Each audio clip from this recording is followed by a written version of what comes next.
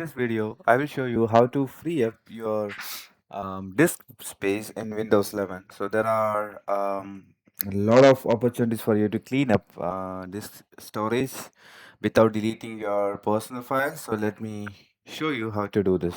First, you have to search for disk cleanup and open the disk cleanup and choose which drive you want to clean up. So I'm choosing C.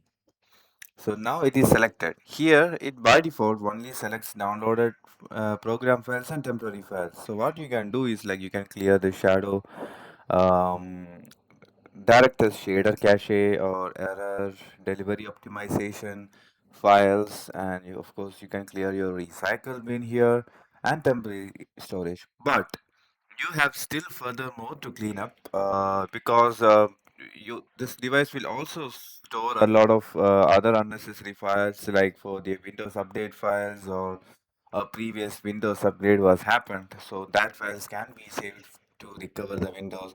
So that can consume a lot of disk space.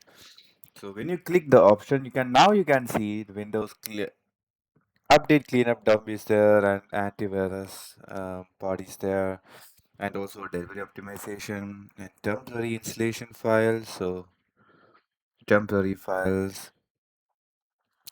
So now you can select all this whichever applicable to you, and basically you can select all of this. There will not be any impact in your device while doing that. Just select all and just do an OK. So now it will start cleaning up all those files. It can take like 1 to 5 minutes based on the text files, but this will definitely speed up your computer performance and also free up some disk space for you. So you can try this.